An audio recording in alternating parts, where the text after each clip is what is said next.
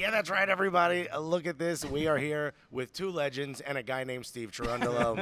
What an honor for him.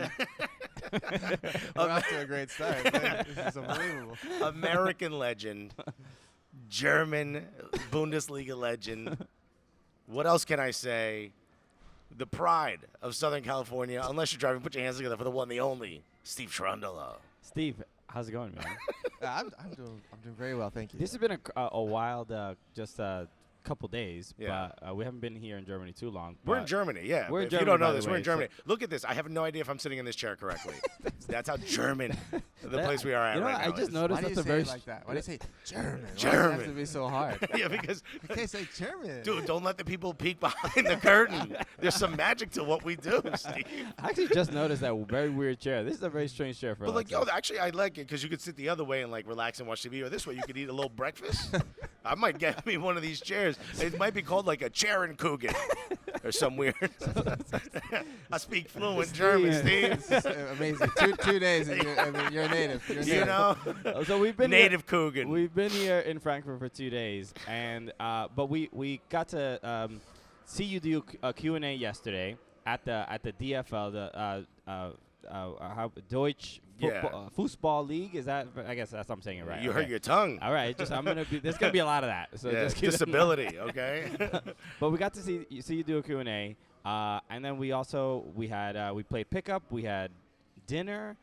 We had Got drinks drinks. afterwards. But last night, I feel like we're just doing We're a show homies. with our friend Yeah. Steve Cherundolo. This has been the past 20 years of my life. Okay. So Yeah. that's why I'm still here. So we ain't special. You heard it here first, folks. No, but it's awesome because I feel like I got to learn a lot more about you. Got to hear about your getting your coaching badges, and so I guess the basic question: what is the future for Steve Cherundolo? What does he want to do right now?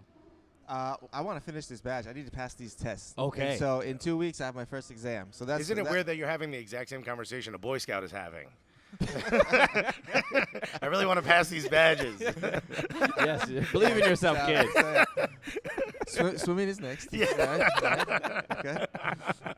You got the defending badge. Yeah, I got that. Buddy, that's in.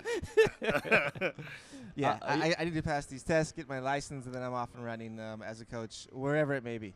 Okay. What is for someone like yourself, because you played at such a high level and you were very good at the national team as well, do you still have to go the same route that someone who may not have that cachet, like start as an assistant or maybe like specifically like a defensive-minded coach and then work your way up to head coach, or do you think maybe you'll be getting opportunities to run a team? That varies from country to country. So some ex-pros do not need to go through this coaching license process, but Right. in Germany, the DFB says it's mandatory. Oh, so you didn't skip to like I the didn't B? skip any. I started from the ground up and got Okay. all of my licenses. And as far as getting jobs and moving up in the coaching world, I think that has more to do with quality than pedigree. So, Buddy, you were just in the headquarters. You couldn't go talk to somebody?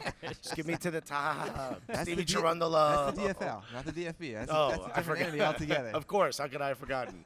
I learned that in school. When you see yourself, one of the things that always strikes me about defensive players is that because you see so much of the game in front of you, same thing with goalkeepers, is you always view yourselves as kind of coaches already on the field. How would you be able to manage or talk to someone who's more of a striker? So talk to someone who's a center forward. Talk to someone who's a 9. You've never seen the goals I've scored? Oh, my God. I saw the goal you scored, and it was amazing. Impressive. Yeah. Yeah. I think the way it bounced off the side of your head was just magic. No, I'm joking. It's just from a different standpoint. I was not a goal scorer. I was not a forward, but I can also share with the forward, who I'm speaking to, how a defender sees the situation. Good and point. so you just kind of show him a different angle and help him out that way. Okay. It does seem to be that left and right fullbacks in general are very commonly go into coaching. Is that like a crazy thing? I feel like it's fairly common, right? That's where the smart players are. Oh, there we go. Yeah, That's where they put them. Look at that. Back to Steve's- the room. Really, it was just the only place there was room for me, so I just wanted to play, no matter Yeah. where on the field. It That's just how I seems ended up as water boy. but it feels like a fullback makes a great coach, but a goalkeeper makes an insane coach. Yeah. Right? You know what I mean? I think it's because goalkeepers start off insane. They're not regular people. I can see Timmy Howard being a coach. Timmy, where are you, buddy? Yeah. Oh, imagine the two of you on the sideline. What was that country that had like the twins as both as the manager? managers, the head coach. Guillermo Barros-Schelotto and his brother, or No. I I think it was like Honduras or something. There's the Kovac brothers. They're now also at Bayern Munich. Okay. Yeah, dude, we should have you and Tim Howard as head coach. I can work with Timmy. All right, there you go. I can work with Timmy. When you look at how sort of American players have developed, and it's a question that we've kind of spoken about already, but we were drinking, so let's ask it without it. You see the way I don't know. Yeah. No, it was water. It was a wonderful time. Very hydrated. When you see how American players have developed from the time when you were there, with like you started out in the men's national team to where they are now. How far do you think they've come, and where do you think is like the next step? Because it seems like we've kind of plateaued a bit. I don't think it's fair to say we plateaued. I think the American we missed the player World now. Cup, buddy. Maybe it's worse than plateau. Plateau's too kind of a word. I know. Sorry, we dropped down a little bit. We seem to have hit a mirage. Table here, right? Please get in here. And don't forget, all of U.S. Soccer's watching. Go ahead, answer. No, I'm joking. Hey guys. I think the general player is more gifted technically than they were when I was growing up. I think the technical ability of the players and the offensive skills have risen. But as that happens, other portions of the game or a player tend to decline. And I think maybe the mental side of the game, or just being a raw competitor, is a component that we need to improve on. Okay. I think, is that something that you feel you have maybe like a special inclination to be able to work with, some American youth? Have you been called in? No. There's been, I was called into one camp with the team last November for the Italian and the England game with Dave Sarachan as the man in charge. He called me in as a guest and an ex-player to work with the boys and to kind of give my opinion on a few issues. Well, that was so much fun. That was a good time. That's awesome. Yeah, we've had Dave Sarachan on the show. He's awesome dude. He's like a very much like a father figure. Dave is great. Yeah. And, he opened the doors to a bunch of players, not just myself. So, I wouldn't say no if that called again. Oh, sure. And as far as... Come on, call him and Timmy. What are you doing? And as far as any fullbacks that are coming up in the U.S. men's national team right now, who is kind of like either excites you or maybe you see similar qualities to you? Who's standing out right now? I really like Reggie Cannon's game. I think he's smart. I think he has a lot of tools to get better. Okay. And I think he's a player who I see improving. If Reggie can get high quality games regularly, and be a regular star in the U.S. team, I think he's going to improve a lot over the next couple of years. Okay. Let's say you were talking to Reggie Cannon, let's say 5 years ago, so teenage Reggie Cannon, and he had been given an opportunity to come to the Bundesliga or the German league, whether it's two Bundesliga or Bundesliga, the top flight. What are some of the reasons why you think it would be a good reason for a young American to come here? I think the ability for players to learn here with the coaches and the infrastructure that you have in the Bundesliga is incredible. So they do a wonderful job of teaching you the tactics of the German game. So what's important to succeed over here? I think the general American player brings mentality, brings a technical side of the game, but he also brings the physicality of the game. And so the last component is really just the tactical side. And the German coaches are very good at installing that in players. And so that would be my advice to young players: come over here, make the most of a good situation, and get better. Yeah, and but hold on, just to follow up that question, like what specifically? Because I think the one thing that we all notice when we watch the Bundesliga games is that it's a wildly tactical game, and it reminds me a little bit of almost like Spain in a different format. It's maybe a bit more of an athletic version of what they do in Spain. But why, if let's say Reggie at a young age was given the option of like Liga, Premier League, or Bundesliga, why would you think Bundesliga is the choice? Like, what specifically sets it apart? To me, the Bundesliga and the coaches in the Bundesliga and the clubs are willing to play and put young Americans out on the field. And that may not happen in England. No. And that may not happen They in barely France. want us in the stands. Are you kidding me? Well, they're probably right about that. We didn't mean me specifically, Steve. I don't know. I've had a few the royal, friends. Yeah. the royal way. Yeah, he legitimately make eye contact with me. He's like, it's actually not a bad idea. You probably should be allowed around your stadiums. Yeah.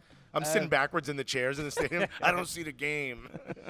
So to answer your question, playing minutes in professional games at the highest level possible is what makes you better. Yeah. And I think German clubs and coaches are willing to take the chance at Americans because they appreciate our mentality and other attributes. That's, it's one of those things that's special because you see players that have come here and have started to develop. And I think we noticed it more after Jurgen Klinsmann because it just seemed there was a bit of an onslaught of American players coming here. But folks like Josh Sargent, who a lot of Americans kind of were a little bit down on for a little bit, but again, young, developing. What do you think he's learning here in Germany? I mean, he seems to be getting so much better, so much faster. Yeah, Josh is. He's growing. He's growing as a person. He's growing as a player as well. And what he's getting better at is he's learning how to be effective. So as one of 4 offensive players on the field, you're going to have to show something for it at the end of the day. He's setting up goals or he's scoring themselves. Yeah. And Josh is figuring that little chess game out right now, how to be that guy. Sure. Any of these folks reach out to you? They're like, yo, Steve, what do I do? What's the name for toothpaste? Tooth inclusion, right? We all know it. Oh, my God. You're going to offend this whole hotel. They don't know what I'm saying. Because it sounds like Swedish. I think you think German is Swedish. I'm pretty sure. There's 2 different countries? Oh, man. Thankfully, we have the European Union now. So you're okay. Yeah, okay. it's not as bad. I'm actually curious, because you're getting your coaching license here in Germany, what do you think getting your badges here as opposed to maybe getting your badges in the U.S.? What is like the difference in the way the coaches are taught? For me, it was only natural because I played my entire career here, and then I started my first few badges and made my first few steps as a youth coach here in Germany. So it was only natural to do the badges here. And my long-term plan is to eventually move back home. So I really wanted to understand the coaching side of things here in Germany, get all of the badges or licenses. We'll call them badges. Is really like Boy Scouts, right? Yeah. Okay. Call them licenses. And then bring that knowledge back home and apply it to the American player, because I do feel like I have a good understanding of what American players like, and so I can take the best of both worlds. Okay. And if you could make one change in the way that the U.S. men's national team is currently put in formation or the tactics, anything at all, if you could just make one change, if you could put your little Cherundolo spice on it, which is now your new nickname. They got I don't it. know if you know. They got it at Whole Foods. Yeah, look out for it. It's organic, dude. What would you say that one change? I didn't have to say it myself. What would you say? What would you say that one change would be? That's an excellent question. I was not expecting that from me. Oh, I just got Cherundolo. I would love to see some of the old style of play we used to have is just run and gun, and I would love to see that pop in and out somewhere. So in the future. You don't think like the fans want something different though? You don't think the fans want more of that?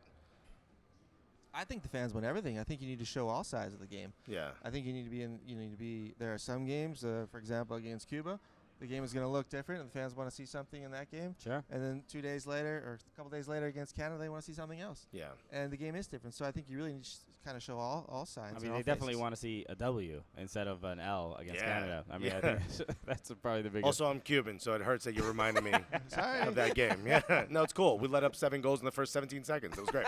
It was wonderful. Bunch of baseball players out there. What are we doing? Hope you enjoyed the hotel food, boys. Ooh, toilet paper. Welcome to America. All those multi-sport athletes out there in Cuba. Well, Steve, this has been an absolute honor. Where can people? Are you posting a lot on social media? Where can people follow your journey through coaching ranks and badges? Social media, I'm difficult. I have the opinion you're either really good at it or you just kind of leave it alone.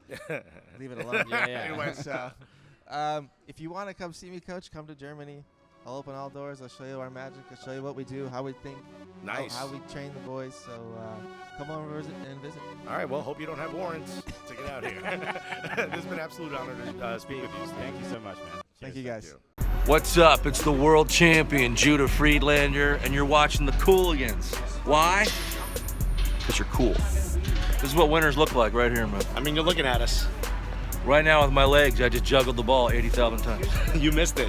Yeah. He's been playing keepy-uppy since I met him. Yep, look faster, guys. Go Team USA.